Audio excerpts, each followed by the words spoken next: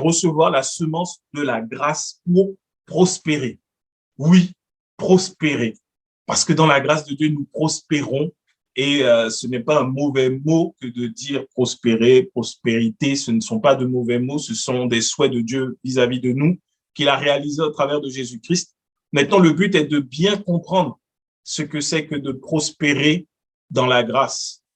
Et la prospérité, selon Dieu, ne se recherche pas, mais elle se reçoit. Et c'est ce qu'on va voir ce soir, comment, par quel biais. Et ce n'est pas une prospérité basée sur les finances, mais c'est une prospérité dans tous les domaines de notre vie, prospérer à tous égards. Ce que dit la parole, ce que dit Jean au bien-aimé Gaius dans le livre de Jean, il dit, bien-aimé, je souhaite que tu prospères à tous égards et que tu sois en bonne santé et que tu prospères comme prospère l'état de ton âme. Donc, ce soir, nous allons donc voir le passage de Matthieu 13. On va lire Matthieu 13. Mais avant de lire Matthieu 13, je vais faire une aparté sur un verset qu'on connaît pour beaucoup et souvent utilisé pour parler de prospérité, mais un peu dans le mauvais sens.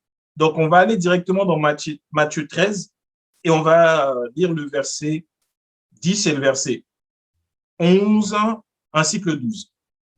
Alors, Matthieu 13, verset 10. Les disciples s'approchèrent et lui dirent, « Pourquoi leur parles-tu en parabole ?» Jésus leur répondit, « Parce qu'il vous a été donné de connaître les mystères du royaume des cieux et que cela ne leur a pas été donné. Car on donnera à celui qui a et il sera dans l'abondance, mais à celui qui n'a pas, on notera même ce qu'il a. » Ce passage est connu, surtout dans les églises où on prêche la prospérité, l'évangile même de prospérité, sachant qu'il n'y a pas plusieurs évangiles, il n'y en a qu'un seul, celui de la grâce de Dieu.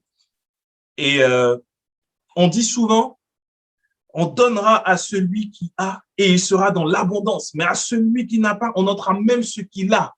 On oublie que devant ce on donnera à celui qui a, il y a un car. C'est une conséquence. Car, ça veut dire qu'il y a quelque chose avant. Il y a un contexte dans lequel ce passage a été donné. Ce passage, souvent, on te culpabilise dans l'église, on te dit, tu viens à l'église, tu reçois la parole, tu bénéficies des chants, des louanges, tu bénéficies d'un bon accueil, de toilettes. Tu vois, tu reçois. Donc, on va te donner et tu seras dans l'abondance. Et donc, il faut donner également. Sinon, on va t'ôter le peu que tu n'as même pas, ce que tu n'as même pas, on va te l'enlever. Alors que ce passage ne parle pas de finances. Quand il est utilisé pour les finances, c'est un détournement de passage biblique de son contexte et de ce pourquoi il a été dit. Je le répète encore, je l'ai déjà dit plusieurs fois parmi nous, c'est que un passage biblique ne peut pas être pris en dehors de son contexte. On ne peut pas. Si on prend un passage de la Bible en dehors de son contexte, ça devient un prétexte. Ça devient un prétexte pour enseigner ce que l'on veut. La vérité, c'est que si on veut, avec beaucoup d'intelligence et de sagesse humaine, on peut faire dire à la Bible tout ce que l'on veut. On peut chercher dans la Bible et on va trouver que on peut avoir plusieurs femmes. On peut chercher dans la Bible et on va trouver qu'il faut tuer nos ennemis. On peut chercher dans la Bible et on va trouver beaucoup de choses sorties du contexte. On va dire c'est écrit dans la Bible, c'est Dieu qui le veut, alors que ce n'est pas vrai. Donc, il faut être conscient que lorsque quelqu'un sort un passage biblique, il faut lire le contexte. Et ce soir, notre message du jour est sur le contexte dans lequel Jésus dit ça. Pourquoi Jésus dit que on donnera à celui qui a et il sera dans l'abondance, mais celui qui n'a pas, on notera même ce qu'il a. Pourquoi Jésus disait ça? Dans quel contexte? Il parlait de quoi? On donnera quoi à celui qui a quoi? Il faut se poser cette question. Quand un passage biblique peut nous paraître obscur, c'est-à-dire pas très clair, on peut ne pas bien comprendre tout ce qui est dans ce passage biblique, il faut se poser la question, mais qu'est-ce qu'il veut dire par là? Et là, on va lire le contexte. On va lire le contexte et on va comprendre maintenant ce que Jésus voulait dire par « on donnera à celui qui a et il sera dans l'abondance ». On retourne dans le livre de Matthieu, le verset 13, et on va aller au verset 1er. Ce même jour, Jésus sortit de la maison et s'assit au bord de la mer. Une grande foule s'étant assemblée auprès de lui, il monta dans une barque et il s'assit. Toute la foule se tenait sur le rivage. Il leur parla en parabole sur beaucoup de choses. Et il dit, un semeur sortit pour semer. Comme il semait, une partie de la semence tomba le long du chemin. Les oiseaux vinrent et la mangèrent. Une autre partie tomba dans les endroits pierreux où elle n'avait pas beaucoup de terre. Elle leva aussitôt parce qu'elle ne trouva pas un sol profond. Mais quand le soleil parut, elle fut brûlée et sécha faute de racines. Une autre partie tomba parmi les épines. Les épines montèrent et l'étouffèrent. Une autre partie tomba dans la bonne terre. Elle donna du fruit, un grain 100, un autre 60, un autre 30. Que celui qui a des oreilles pour entendre, entende. Et là, on va dans le contexte de ce passage qu'on vient de lire avant, le verset 12. Là, on va dans le contexte. Alors, les disciples s'approchèrent et lui dirent, pourquoi leur parles-tu en parabole? Jésus leur répondit, parce qu'il vous a été donné de connaître les mystères du royaume des cieux et que cela ne leur a pas été donné. Car on donnera à celui qui a et il sera dans l'abondance, mais à celui qui n'a pas, on notera même ce qu'il a. C'est pourquoi je leur parle en parabole, parce qu'en voyant, ils ne voient point et qu'en entendant, ils n'entendent ni ne comprennent. Pour eux s'accomplit cette prophétie d'Ésaïe, vous entendrez de vos oreilles et vous ne comprendrez point, vous regardez de vos yeux et vous ne verrez point, car le cœur de ce peuple est devenu insensible, ils ont endurci leurs oreilles, ils ont fermé leurs yeux, de peur qu'ils ne voient et de leurs yeux, de peur qu'ils ne voient de leurs yeux, qu'ils n'entendent de leurs oreilles, qu'ils ne comprennent de leur cœur, qu'ils ne se convertissent et que je ne les guérisse. Mais heureux sont vos yeux parce qu'ils voient et vos oreilles parce qu'elles entendent. Je vous le dis en vérité, beaucoup de prophètes et de justes ont désiré voir ce que vous voyez et ne l'ont pas vu, entendre ce que vous entendez et ne l'ont pas entendu. Le contexte de ce passage est clair. Jésus parle du fait de l'accepter, de croire en lui. Quand il dit on donnera à celui qui a. Celui qui a quoi? Foi en lui. Dans tout le passage après, il parle de l'endurcissement du cœur, des oreilles et de l'entendement du peuple juif. Historiquement parlant, Jésus-Christ est venu au milieu du peuple juif, le peuple élu, le peuple choisi, le peuple de la promesse de Dieu avec Abraham. Et ce peuple attendait son Messie. Jésus était le Messie, mais ils ne l'ont pas reconnu. Donc, ils n'ont pas eu foi en lui. Ils ne l'ont pas reçu.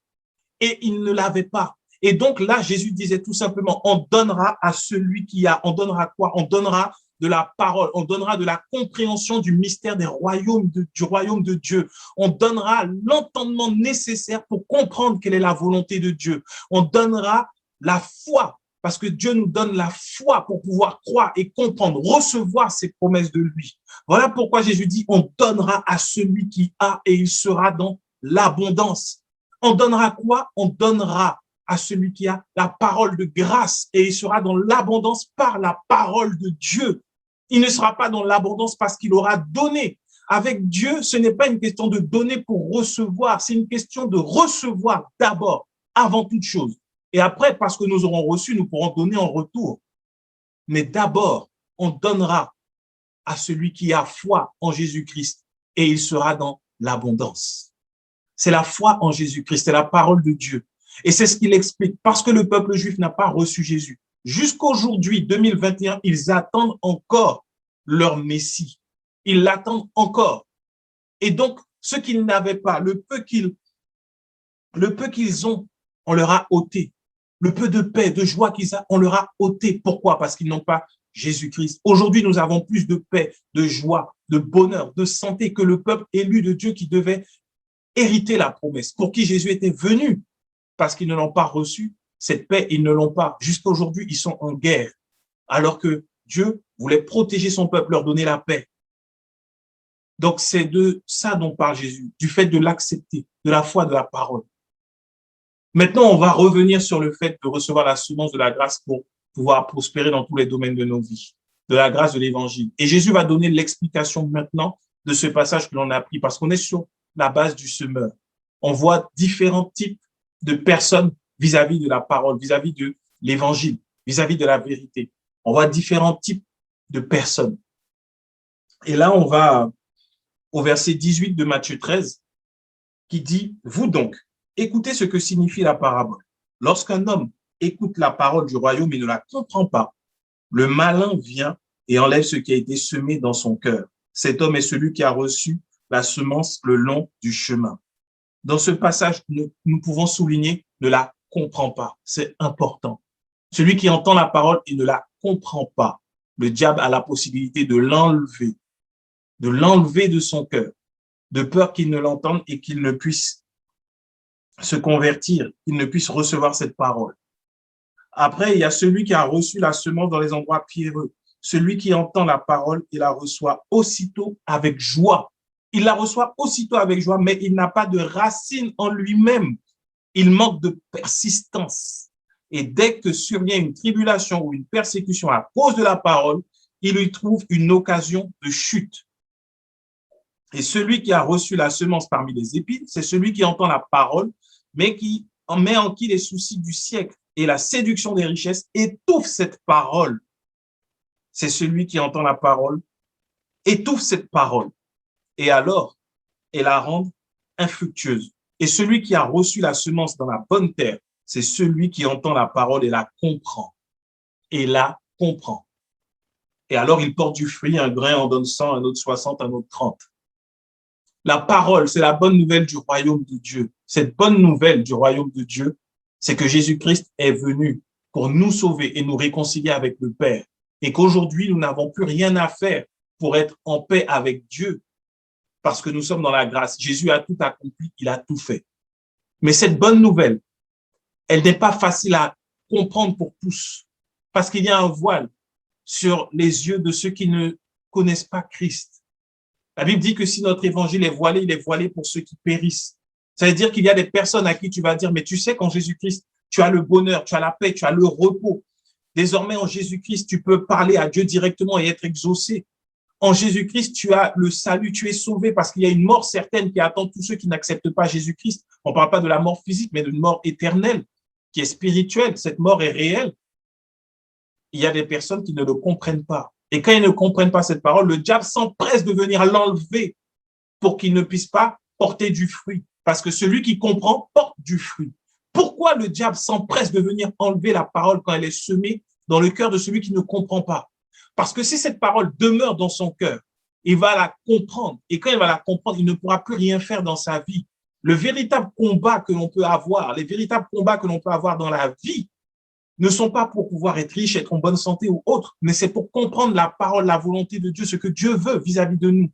Et sa volonté a été manifestée en Jésus-Christ. Voilà ce que Dieu veut pour nous, que nous puissions connaître Christ pour nous approcher de lui, car Jésus-Christ est le seul chemin qui nous donne accès au Père. Et quand cette parole est semée et qu'elle est reçue, qu'elle est comprise, elle porte du fruit et nous prospérons à tous égards. Après, le fait de savoir ça, Jésus ne le dit pas comme si c'était un fait établi. Il le dit afin que nous soyons bien conscients qu'il nous faut prier pour que ceux qui ne comprennent pas la parole puissent en avoir l'entendement, la compréhension. Il nous faut prier en ce sens afin qu'ils ne soient plus les proies du diable, parce que le diable ne pourra pas venir enlever cette parole de leur cœur. Ils ne seront pas perdus à jamais. Donc, ce sont des personnes pour qui il nous faut prier. Ils ne la comprennent pas. Voilà pourquoi des fois, tu vas parler de la grâce, tu vas parler de l'amour de Dieu et les personnes ne vont pas comprendre. Elles vont rester là, elles ne vont pas comprendre parce que, tout simplement, leur entendement est voilé encore à cause du diable. Ensuite, nous avons la catégorie de ceux qui entendent la parole, la reçoivent avec joie. Et ça, c'est beaucoup de personnes. Tu entends que Jésus-Christ sauve, il guérit, il est celui qui va pourvoir à tous tes besoins. Il est celui qui va enlever tes peines, tes douleurs. Il est celui qui fait toutes choses à merveille. Il fait tout merveilleusement. Et la Bible nous dit que lorsque tu entends ça, tu es dans la joie. Les gens sont joyeux, ils sont contents. Mais lorsque vient une tribulation par rapport à cette parole, par rapport à la parole, lorsque tu entends que Jésus guérit et que soudainement arrive un cas de maladie dans ta famille, dans ton cas, et tu dis, mais toi, Seigneur, tu guéris et que tu pries. Et ça, j'en ai rencontré beaucoup de personnes aigries, blessées, me disant, ma mère croyait en Dieu. Moi, aujourd'hui, je ne crois pas parce qu'elle était malade et elle en est morte.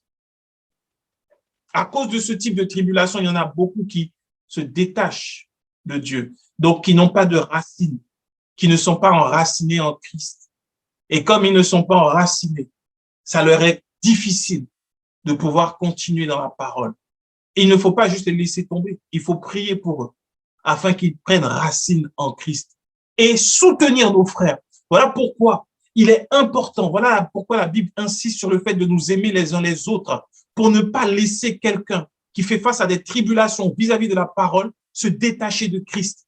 Au moment où ton ami, ton frère, celui qui entend la parole, qui est toujours joyeux, tu le vois triste, qu'il y ait une épreuve dans sa vie, c'est maintenant qu'il faut aller lui parler, qu'il faut aller encore donner la parole pour enlever les épines afin qu'il prenne racine et que Dieu prenne soin de lui. Au moment où ton frère tombe dans le péché, c'est à ce moment-là qu'il faut le soutenir et lui dire combien Dieu l'aime et que personne ne le juge. Au moment où quelqu'un passe par des moments difficiles financièrement, c'est là qu'il faut le soutenir avec les moyens que tu as à ta disposition. Dieu prendra soin de toi. Aide ton prochain parce qu'il est dans la difficulté. Pourquoi? Non pas pour dire ou pour faire une vidéo, tu vois, j'ai aidé un pauvre. Non, mais pour pouvoir empêcher que cette personne soit étouffée par les épines et perdre l'amour, la foi, la joie qu'il avait d'entendre la parole de Dieu. C'est pour ça que nous sommes là tous ensemble réunis. C'est pour cela que nous nous appelons frères pour les moments difficiles. Parce que dans les moments difficiles, la Bible nous dit qu'il y en a qui entendent la parole, mais faute de racines, ils sont étouffés. Et ce sont des personnes qui plus tard se retrouvent éloignées, qui ne vont plus à l'église, qui ne font plus rien, qui sont éteints littéralement. La joie qu'ils ont expérimentée, cette joie est partie. Ils sont éteints et donc derrière, ils ont besoin d'être soutenus pour que la parole prenne vie en eux, pour qu'ils parviennent au stade où ils comprennent la parole, ils la vivent. Et ensuite, nous avons le cas des personnes qui vont entendre la parole, mais qui vont être intéressées par la parole juste pour pouvoir résoudre leurs problèmes de tous les jours et pour pouvoir avoir de l'argent. Eux, ils portent des fruits qui ne deviennent pas mûrs, nous dit une autre version dans l'Évangile, de ce même récit du semeur, de cette même parabole du semeur. Ce sont des personnes qui ont de l'ambition. Ce sont des personnes qui sont venues parce qu'il y avait tel problème générationnel dans la famille, etc., etc. Elles sont venues en Christ. Et donc, elles ne viennent que pour ça. Que pour ça. Et le jour où les problèmes sont réglés, le fruit étant pas mûr, il commence à devenir âpre. Il n'est pas agréable. Ces personnes vont vouloir enseigner leur expérience plutôt qu'enseigner Christ. C'est le danger. C'est le danger. Et c'est Christ, c'est de Christ dont nous avons besoin. Et celui qui porte du fruit en abondance, un grain en donne 100, un autre 60, un autre 30. Celui-là même, c'est parce qu'il aura reçu cette semence. Il aura reçu la parole.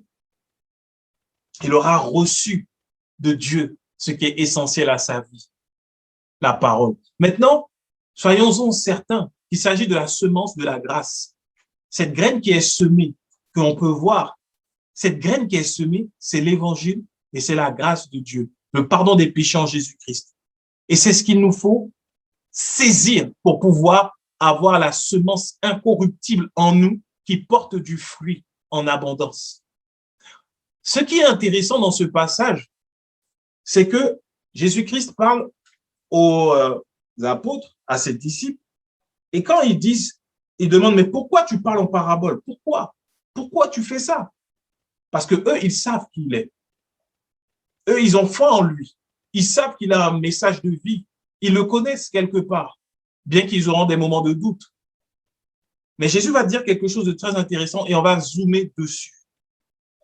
Dans le verset 11, il dit, parce qu'il vous a été donné de connaître les mystères du royaume de Dieu et cela ne leur a pas été donné.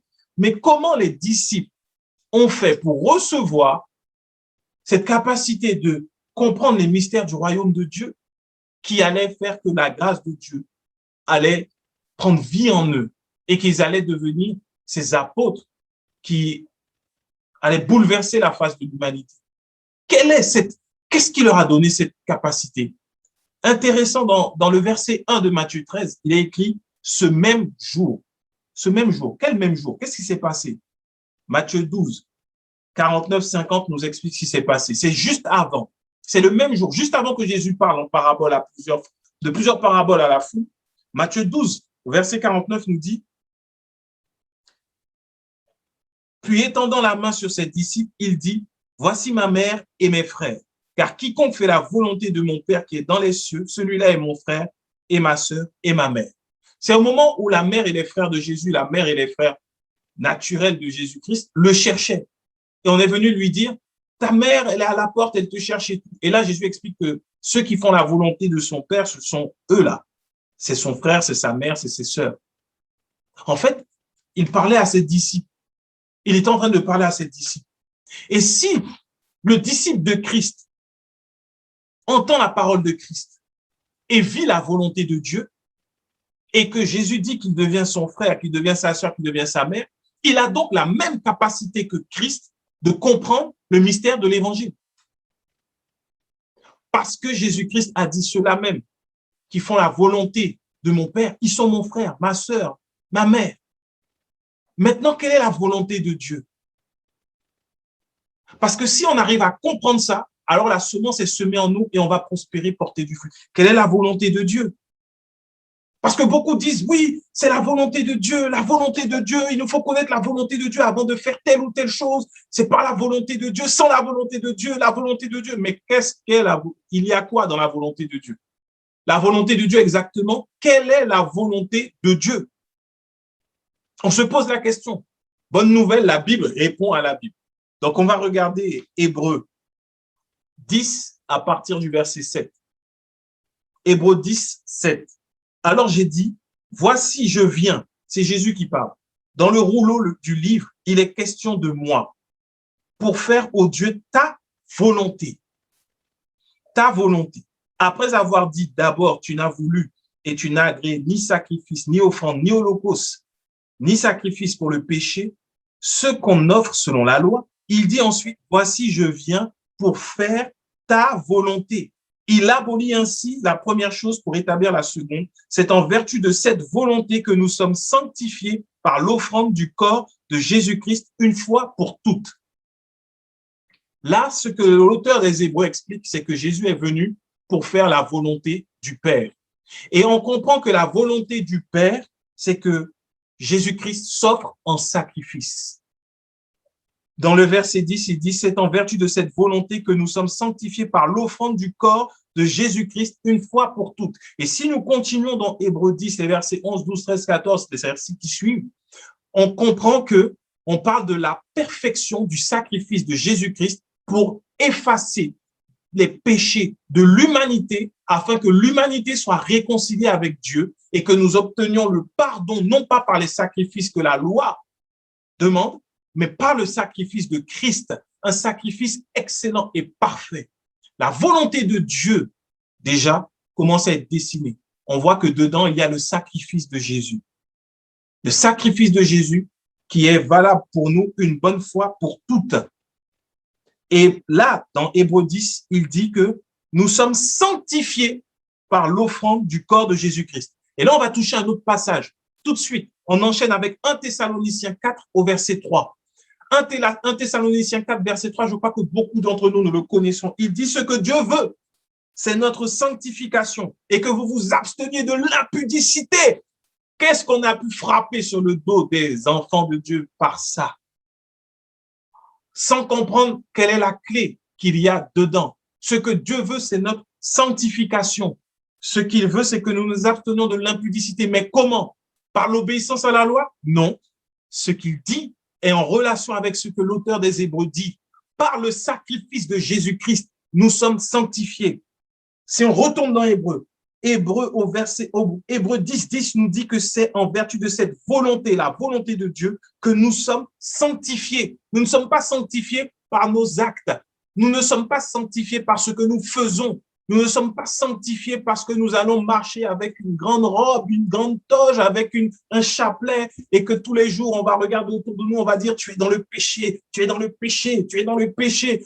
Nous ne sommes pas sanctifiés par ça. Nous sommes sanctifiés par le sacrifice de Jésus à la croix. Autrement dit, tous tes péchés, toutes tes fautes, toutes tes erreurs ne peuvent pas t'empêcher d'être dans la sanctification. Le contraire de la sanctification, ce n'est pas l'impudicité. Le contraire de la sanctification, c'est la banalité. Être sanctifié, c'est être mis à part pour Dieu. Ça veut dire que tu es exceptionnel, tu appartiens à Christ, tu es mis à part pour lui. Ça veut dire que tu n'es pas n'importe qui, ça veut dire que tu as de la valeur, que tu es précieux, que tu es enfant de Dieu, que tu n'es pas comme les personnes, les gens de ce monde qui sont voués à la destruction tant qu'ils n'acceptent pas Jésus. Être sanctifié, c'est que Jésus nous a pris et nous a mis de côté, nous a sauvés, nous garde dans sa main. Donc nos faits, nos gestes, nos actes ne nous font plus ne nous enlève pas la sanctification. Quoi qu'il arrive dans ta vie, tant que tu as foi au sacrifice de Jésus-Christ à la croix, pour toi, tu es saint. Si cette parole est semée en toi, tu vivras la sanctification et tu t'abstiendras de l'impudicité. Non pas parce que tu auras peur du jugement de Dieu, mais parce que ce ne sont pas tes standards, tout simplement. On va faire un parallèle simple sur la terre. Il y a des rois et des reines. C'est un scandale sur terre lorsque l'on voit, si jamais on voit la reine Élisabeth ou peut-être son fils ou son petit-fils dehors et qu'il commence à courir torse nu dans les rues en chantant « Vive l'Angleterre, vive l'Angleterre, vive l'Angleterre », on va dire « Mais pourquoi il fait ça ?» Quelqu'un de normal, un individu normal le fait dans la rue, on va dire « Ok, ça ne va pas passer au journal, ça ne va pas faire le tour de la terre. » Mais parce que c'est le roi, parce que c'est la reine, parce que c'est le prince, on va dire, mais qu'est-ce qui s'est passé? Ça ne lui correspond pas. Il en est de même avec nous et le péché, toute forme de péché. Ça ne nous correspond pas parce que nous sommes désormais en Christ. Le péché ne correspond pas à ceux qui sont en Christ. Et donc, tu es sanctifié quand tu as foi en Christ. Et quand tu le sais, alors le péché ne peut plus rien faire pour toi. Et tu ne vas pas ne pas pécher parce que tu as peur, mais tu ne vas pas pécher parce que ça ne te correspond pas. Aujourd'hui, tu es un être humain. Tu ne vas pas aller te vautrer dans la boue comme un porc parce que tu n'es pas un porc, tout simplement. Hormis certaines fois en thalasso. On accepte ça. Mais sinon, on ne va pas se jeter dans la boue. On ne va pas se mettre à renifler un peu partout, à agir comme un animal alors que nous sommes des êtres humains. Ça, nous le comprenons. Juste parce que nous sommes êtres humains, nous nous sanctifions comme étant êtres humains aux yeux de la société. Alors quand nous sommes enfants de Dieu, sans avoir besoin d'être martyrisés, d'être stigmatisés, nous nous sanctifions parce que nous sommes enfants de Dieu et parce que Dieu nous aime, en fait. Non pas parce qu'il va me frapper si je pêche, il ne va pas me frapper. Le péché étant déjà détruit en Jésus-Christ. Si cette parole est semée en toi, je t'assure que toute forme d'impudicité de péché perd son pouvoir en toi. C'est pour cela que Dieu veut notre sanctification, parce qu'elle passe par le chemin de la croix. Si tu crois en Jésus-Christ, si tu reçois l'œuvre de la croix de Jésus, alors tu vis une vie de sanctification extraordinaire. Extraordinaire. Tu surfes, j'ai envie de dire, tu surfes dans la sainteté que les gens recherchent. La sainteté, là, ça vient en ayant foi en Jésus, tout simplement, parce qu'il est mort à la croix. Et c'est par là que vient notre sanctification. Première semence qui peut faire que tu vas prospérer. Prospérer où ça? Dans le domaine de la liberté. Quand tu vois le péché n'a plus de pouvoir sur toi, tu es libre, tu prospères dans la liberté. Quand tu es libre, alors tu es libre d'agir, d'aller, de venir. Tu n'as pas peur que Dieu te frappe, te cogne parce que tu as péché, mais au contraire, tu vas agir, tu vas marcher. Et si jamais tu fais une erreur, le Saint-Esprit te rappelle, hey, tu sais, tu es enfant de Dieu, ça ne te correspond pas. Tu dis, ah, c'est vrai. Heureusement que Jésus est mort à la croix pour moi, ainsi je ne suis pas détruit. Seigneur, je reprends mon chemin et je ne reste pas là où tu n'es pas. Je reste dans ma sainteté avec toi. C'est ça, tout simplement. Tout simplement. Il n'y a pas enseigner aux gens, fuis, arrête d'aller coucher, arrête de faire ci, c'est interdit, sinon ton... Oui, c'est vrai, ça détruit le corps, c'est vrai, c'est vrai. Mais mettre l'accent dessus, ça excite la chair parce qu'on met un interdit. Et la chair ne veut qu'une chose, briser tous les interdits. Fais le test avec tes enfants. Dis-leur aujourd'hui, les enfants, je vous interdis d'aller dans la cuisine. Je t'assure, de toute la journée, tu les retrouveras à un seul endroit, la cuisine. Parce qu'ils vont se demander, mais qu'est-ce qui se passe dans la cuisine? Qu'est-ce qu'il y a dans la cuisine? Alors, quand tu dis à quelqu'un, sans expliquer l'œuvre de Jésus à la croix vis-à-vis de péché, tu dis, arrête de coucher, arrête de coucher. Mais qu'est-ce qu'il y a dedans qui est si bien qu'ils me disent d'arrêter? C'est ce que la chair dit. Et elle va te pousser à pécher. C'est pour cela que la grâce de Dieu est la puissance qui libère du péché. Et c'est ce que Dieu veut qu'il soit semé en nous pour que nous puissions prospérer. Si nous sommes libérés de ce poids, alors nous allons faire des exploits avec Dieu. Parce que nous n'allons pas nous sentir condamnés ni jugés. Et c'est là la volonté de Dieu. Et on va regarder après Galates 1, 3, 4. Galates 1, 3, 4. On est toujours sur la volonté de Dieu. Que la grâce et la paix vous soient données de la part de Dieu le Père, de notre Seigneur Jésus-Christ, qui s'est donné lui-même pour nos péchés, afin que nous soyons arrachés du présent siècle mauvais, selon la volonté de Dieu notre Père. Sa volonté, c'est ça. Il y a beaucoup qui vont dire, c'est ce que Dieu veut. Dieu veut que tu arrêtes de mentir. Non, sa volonté, c'est que tu sois libéré du péché pour être arraché de ce présent siècle, parce que Jésus est mort. Et le même passage d'Hébreux 10 nous dit qu'il n'y a pas besoin d'un autre sacrifice pour le péché. Jésus-Christ est le seul sacrifice agréable à Dieu pour le péché. Là où on te dira, il faut que tu fasses une offrande, il faut que tu ailles te confesser, il faut que tu fasses réparation, tout ça là, ça n'a aucune valeur pour ton pardon devant Dieu. Ce qui a de la valeur pour ton pardon, le pardon de tes péchés devant Dieu, c'est le sacrifice de Christ. Et c'est pour ça qu'il faut reconnaître Christ. Et quand on dit confessez-vous, confessez donc vos péchés les uns les autres, c'est reconnaître ton état de pécheur afin que l'œuvre de Christ soit efficace dans ta vie. Quand tu reconnais que tu en as besoin, ça veut dire que tu as foi qu'il est la fin de tes péchés. Et c'est alors que tu vis libre et que tu peux commencer à prospérer par la semence de la vérité. C'est là la volonté de Dieu. Regardons également Colossiens 1, 9 à 14. Et là, c'est une prière extraordinaire que Paul fait. Il fait cette prière parce qu'il sait quelle est la puissance derrière le message de l'évangile et de la grâce. Il dit, c'est pour cela que nous aussi, depuis le jour où nous avons été informés, nous ne cessons de prier Dieu pour vous. Maintenant, quel est l'objet de la prière de Dieu pour les Colossiens? Alors, et de demander que vous soyez remplis de la connaissance de sa volonté et de toute sagesse et intelligence spirituelle pour marcher d'une manière digne du Seigneur et lui être entièrement agréable. Et qu'est-ce qu'il dit encore? Portant des fruits en toutes sortes de bonnes œuvres et croissant par la connaissance de Dieu, fortifié à tous égards par sa puissance glorieuse, en sorte que vous soyez toujours et avec joie, persévérants et patients. Rendez grâce au Père qui vous a rendu capable d'avoir part à l'héritage des saints dans la lumière, qui nous a délivrés de la puissance des ténèbres et nous a transportés dans le royaume du Fils de son amour, en qui nous avons la rédemption, la rémission de nos péchés. Il est important de comprendre que le message que le diable veut enlever de nos cœurs, c'est qu'en Christ, nous avons la rémission de nos péchés. Paul, là, dans sa prière, il expose comment nous pouvons prospérer quand ce message est en nous et il prie que les Colossiens parviennent à la connaissance de la volonté de Dieu en toute sagesse et intelligence spirituelle. Parce que lorsque nous parvenons à la connaissance de la volonté de Dieu, celle qui nous libère de toute conscience du péché, toute conscience, je dis bien toute conscience, quel que soit le péché passé, présent ou même à venir. Parce que souvent, on marche avec la conscience du péché bien plus que la conscience de la grâce de Dieu envers nous.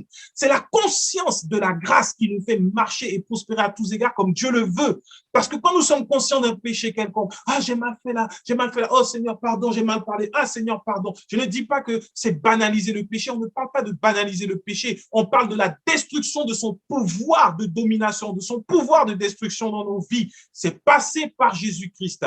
Lorsque nous sommes conscients de cela, alors Paul dit que nous pouvons marcher d'une manière digne du Seigneur, lui être entièrement agréable et porter du fruit de toutes sortes et toutes sortes de bonnes œuvres également et croître dans la connaissance de Dieu. Ça commence par là. Nous pouvons croître dans la connaissance de Dieu et être fortifiés à tous égards par sa puissance glorieuse, afin que nous soyons toujours avec joie, persévérants et patients. Si ça, c'est pas prospérer, alors on ne comprend pas la prospérité selon Dieu. Accepter que Jésus-Christ nous a totalement, complètement pardonné, ça nous fait prospérer d'une façon extraordinaire. Nous sommes dans la joie, nous sommes persévérants, nous sommes patients, quelle que soit l'épreuve, quelle que soit la difficulté, quel que soit le combat, quelle que soit la lutte, nous sommes patients, nous sommes persévérants, quelles que soient les tentations, les actions, ce que le diable veut faire vis-à-vis de nous, parce que nous sommes dans la vérité, parce que nous connaissons la volonté de Dieu, parce qu'elle s'est accomplie en Jésus-Christ, parce que nous sommes pardonnés. Alors, nous sommes dans la joie. Lorsque le diable vient, il envoie une flèche. Il dit, ah, ce mois-ci, tu seras dans la pauvreté. Il t'envoie des factures. Il t'envoie plusieurs choses. Toi, tu es dans la joie, persévérant, patient. Pourquoi? Christ a déjà réglé ça à la croix. Je suis dans la joie. Pourquoi je vais me fatiguer? Je suis dans la joie. Lorsqu'il envoie des mauvaises nouvelles, parce que tu sais que Christ a déjà réglé ça à la croix. Tu ne vas pas te dire, ah, mais c'est peut-être parce que j'avais posé un acte mauvais. Je me rappelle à une période il y avait dans l'église où j'étais, il y avait une saison, il fallait se confesser, et les gens venaient confesser un peu tout et n'importe quoi. C'était conforme à l'enseignement qu'ils avaient reçu. Mais ils venaient dire, oui, quand j'étais petit, j'aimais voler un peu, Je volais un peu dans les placards, je volais un peu partout. Et aujourd'hui, je vois mes enfants, ils volent aussi, ils volent dans mon portefeuille. Ah, et ça me fait mal. Or, parce qu'il y a cette conscience du péché, on ne peut pas prospérer. Et on se dit, c'est à cause de ce que moi j'ai fait, mes enfants font la même chose. Ce n'est pas la grâce de Dieu. Ce n'est pas la grâce de Dieu. D'ailleurs, très prochainement, nous parlerons de la puissance de la grâce dans la libération de toute forme de malédiction. Les gens qui aiment parler de malédiction générationnelle, tout ça, on va parler de ça. La clé, c'est la grâce. C'est pas chasser les démons. La clé, c'est la grâce. Et nous le verrons bibliquement parlant. Le Seigneur a commencé à m'enseigner dessus. Je ne vais pas rentrer dans les détails, mais quand on voit l'histoire de Moïse, d'Isaac, il y a plein d'histoires générationnelles. Là, il y a une seule solution à chaque fois. Et ça n'a jamais été chasser un démon. C'est la grâce. Mais on le verra avec la parole. Je reviens sur ce que je disais. Donc, Paul va prier pour qu'ils aient la connaissance de la volonté de Dieu. Et on va finir avec 1 Timothée 2. 1 Timothée 2 à partir du verset 1. 1 Timothée 2, 1, verset 7. J'exhorte, donc, c'est Paul qui parle. J'exhorte, j'encourage, donc, avant toute chose, à faire des prières, des supplications, des requêtes, des actions de grâce pour tous les hommes, pour les rois et pour tous ceux qui sont élevés en dignité, afin que nous menions une vie paisible et tranquille en toute piété et honnêteté. Point. Je fais une petite aparté là pour dire que ce que Paul dit là est très important. Il nous exhorte à prier pour tous les hommes, ceux qui sont élevés en dignité et ceux qui ont, pour les rois, ceux qui sont élevés en dignité, afin que nous menions une vie paisible et tranquille en toute piété et honnêteté. À noter que Paul ne dit pas, je vous exhorte à prier chaque jour pour prendre autorité sur toute forme de démon qui peut vous empêcher d'avoir une vie paisible et tranquille. Non, parce que les démons ne peuvent pas le faire. Ce qui peut faire ça, c'est que les rois, ceux qui sont élevés en dignité, c'est que nous ne les ayons pas couverts de prière, que nous n'ayons pas prié pour eux. Parce qu'en priant pour eux, alors nous nous assurons d'avoir une vie paisible et tranquille en toute piété et honnêteté. Si nous nous levons tous les jours, enfants de Dieu que nous sommes, par la foi que nous avons en Jésus-Christ, que nous prions pour le président de la République, le gouvernement, les maires, les préfets, que nous prions pour eux sincèrement, sans réprimer les démons. Il n'a pas dit prier pour que leurs démons soient liés. Il a dit de prier pour eux. Si nous prions pour eux, pour qu'ils soient conduits par le Seigneur, parce que c'est Dieu qui permet qu'ils soient aux positions où ils sont. Si nous prions pour eux, quel que soit leur parti politique, quel que soit ce qu'ils font dans le monde, dans leur vie, Dieu a utilisé des rois païens pour faire sa volonté. Alors s'il l'a fait dans l'ancienne alliance, il peut le faire à combien plus forte raison maintenant. Ne perdons pas notre temps à chasser des démons, l'esprit territorial de la France, l'esprit territorial de je ne sais quel pays qui agit dans le président. Aujourd'hui, nous le réprimons.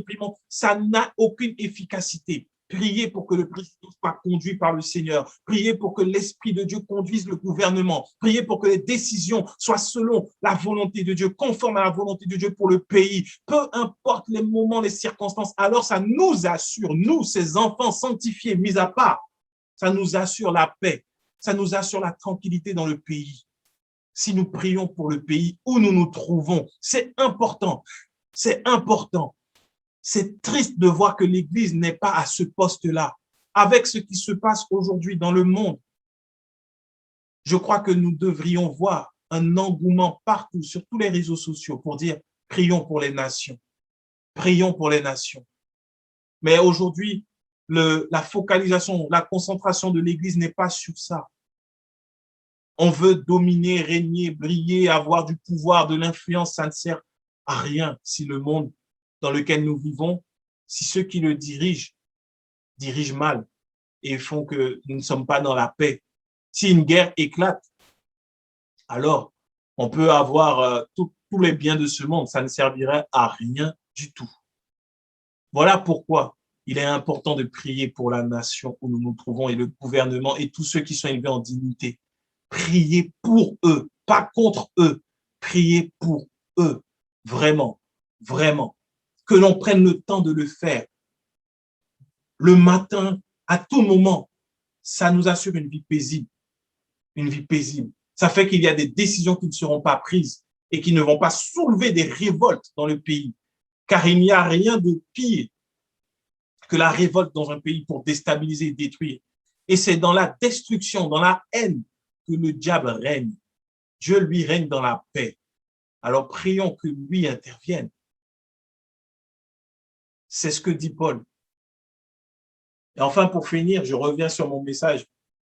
Après cette petite parenthèse, je reviens sur le message pour dire que au verset 3, Paul dit, cela est bon et agréable devant Dieu, notre Sauveur.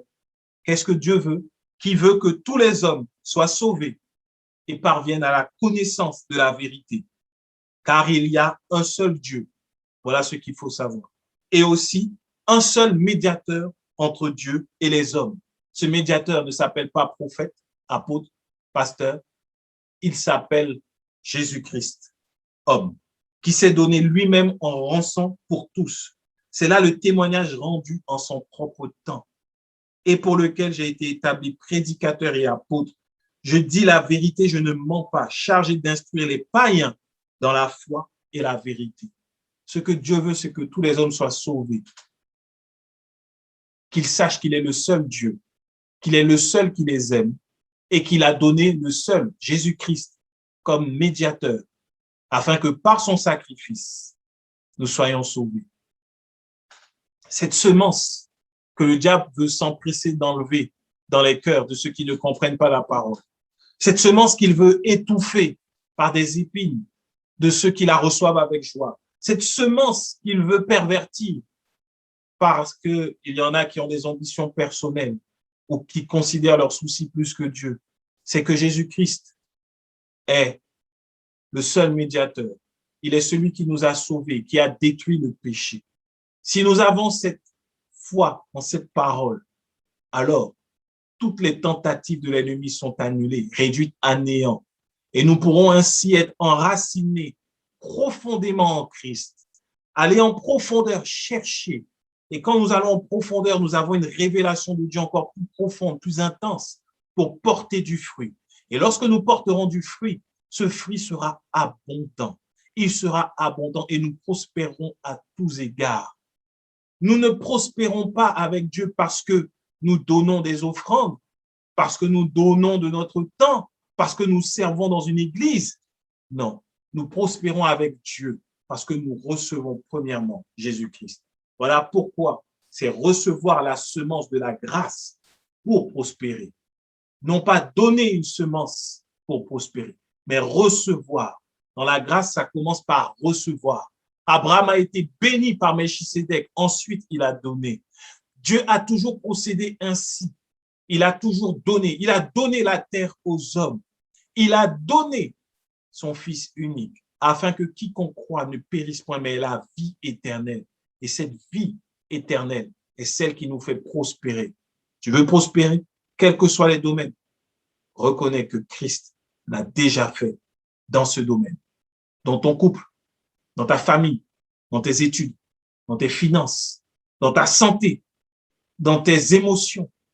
Christ l'a déjà fait. Et là, je finirai en disant que parfois c'est dur. Il y a des blessures qui sont profondes, qui ne sont pas visibles physiquement, mais qui viennent au-dedans du cœur et qui déchirent le cœur, qui le laissent en lambeaux, qui le laissent en miettes. Et tu te dis que personne n'est passé par cette douleur et ne peut me comprendre. Personne n'a vécu ce que j'ai vécu. Personne n'a subi ce que j'ai subi. Je finirai en te disant une chose. Christ a vécu ce que tu as vécu et il l'a subi. Comment? Il a été humilié. Il s'est retrouvé nu devant tout le peuple à qui il faisait des miracles, complètement nu. Il n'avait pas un linge sur lui comme on voit dans les films. Il était complètement nu. Il a été frappé. Il a été humilié. Il a été trahi par ses propres amis. Et en ce qui concerne son cœur, là où pour nous, c'est parfois juste émotionnel, spirituel, mais nous avons encore notre cœur qui bat au-dedans de nous. Christ a eu le cœur qui a été déchiré par une lance pour que nous, aujourd'hui, nous ayons la restauration complète et totale. Ne laissons pas que la chair, nos pensées ou ce monde nous disent qu'il est impossible d'être relevé et restauré par Jésus-Christ. Si c'était impossible, Pierre n'aurait pas été relevé, Paul n'aurait pas été relevé. Il serait resté dans la torpeur. Mon Dieu, mais qu'est-ce que j'ai fait? Pourquoi j'ai fait ça? Pourquoi moi? Pourquoi? Les pourquoi ne viennent pas de Dieu. Dieu a une réponse, c'est parce que Christ est mort. La solution est là. Lorsque les pourquoi viennent, dit parce que Christ est mort, alors je suis restauré. peu importe tes émotions, tes sentiments, peu importe, tu prospéreras par cette semence de vérité. Reçois-la dans ton cœur, dans ta vie, et tu verras la gloire de Dieu se manifester. Elle sera palpable, elle sera réelle. Tout le monde pourra dire, waouh, mais qu'est-ce qui s'est passé dans ta vie? Hier, tu étais bien, mais aujourd'hui, on dirait que tu rayonnes. On dirait qu'il y a quelque chose qui a changé dans ta vie. Tu diras, oui, j'ai reçu la semence incorruptible, permanente, Jésus-Christ, dans ma vie. Il m'a transformé. Et si je vis aujourd'hui, ce n'est plus moi qui vis, mais c'est Christ qui vit en moi. C'est Christ qui vit en moi. Seigneur, maintenant, nous te disons merci pour ta parole. Je prie pour mon frère, pour ma sœur, qui a entendu cette parole. Que la semence de ta parole pénètre son cœur maintenant en profondeur et qu'elle trouve racine. Que les soucis de la vie puissent être balayés par la puissance de ton amour.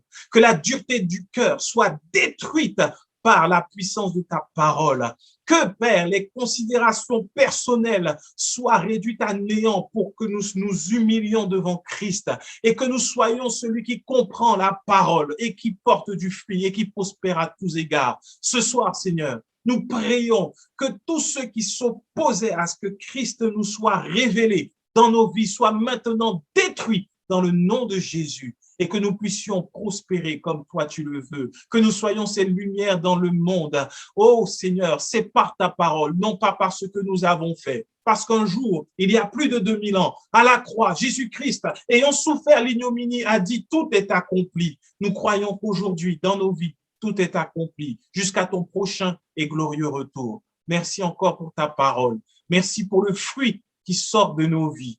Merci parce que nous prospérons selon ta volonté. C'est là notre prière, dans le nom précieux, dans le nom merveilleux de Jésus-Christ. Et nous disons Amen.